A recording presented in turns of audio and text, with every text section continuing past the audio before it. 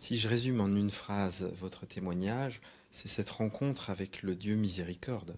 Voilà, le Dieu plein de miséricorde, plein de tendresse. Vous savez qu'un jour il a dit à Sainte Faustine, qu'aucun pécheur ne craigne de m'approcher. Les flammes de ma miséricorde me brûlent. Je veux le répandre sur les âmes humaines. Voilà. Jésus a tellement d'amour, tellement de feu à partager.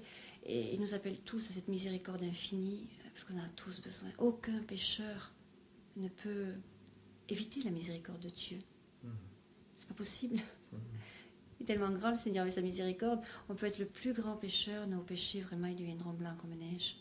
Il suffit de reconnaître sa faute. C'est ce que le Seigneur me disait au début de ma conversion. Jésus m'a dit, mais reconnais tes fautes.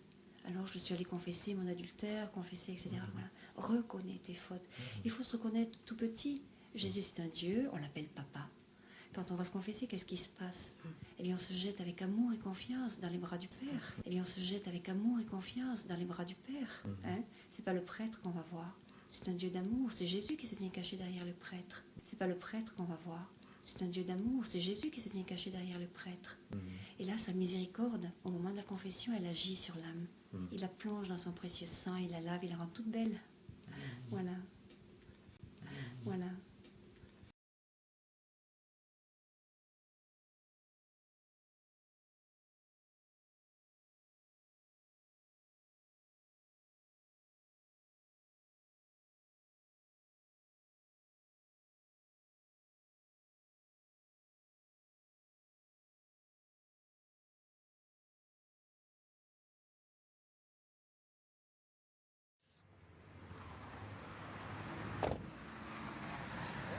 Bonjour monsieur. Vous avez vu, on est arrivé pour parler d'islam. Oui, mais je ne suis pas spécialiste de la question. Donc, Ah ouais, vous êtes spécialiste de quoi? De la religion catholique, donc je suis le mauvais interlocuteur, je pense. Ouais, plutôt catholique. Oui, mais c'est pas moi qu'il faut interroger, je pense. C'est le même Dieu, non? C'est le même Dieu, non? Je ne répondrai pas à cette question. Ah ouais. Je ne répondrai pas à cette question. Ah ouais. Bon, ah, moi je croyais. Je vais aller voir. Merci.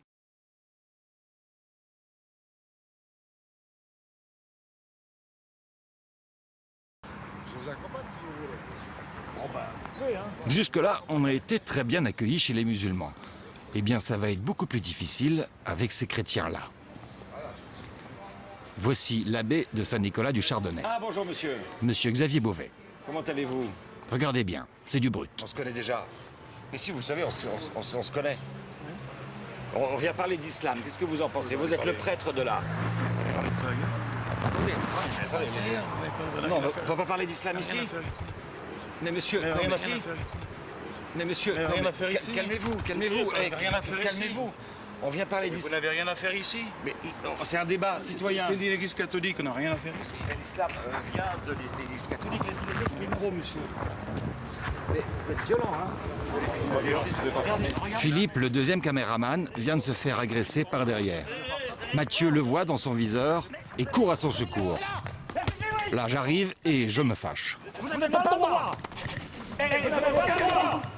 Vous n'avez pas le droit. Vous avez porté plainte. Monsieur. Mais ça va pas, monsieur. Attention, monsieur. On fait. Un coup de pied, un coup de poing. Allez, dans votre voiture et partez. Non, C'est la République. Putain, j'ai perdu les lunettes. J'ai appelé la police en 3 minutes. Ils sont sur les lieux. Ah, ils sont contents de nous voir partir. Depuis que le pape Benoît XVI a décidé de réintégrer les lefévistes dans l'Église, ces traditionalistes se sentent pousser des ailes. Mais attention, ce ne sont pas des anges, mais bel et bien des intégristes. Pendant des siècles, nous avons subi leur pouvoir. Pendant la Révolution, nous leur avons coupé la tête. En 1905, nous avons voté la séparation entre l'Église et l'État. Le religieux d'un côté, la vie politique de l'autre. C'est notre République laïque. Et il faut la défendre contre tous ceux qui veulent la combattre.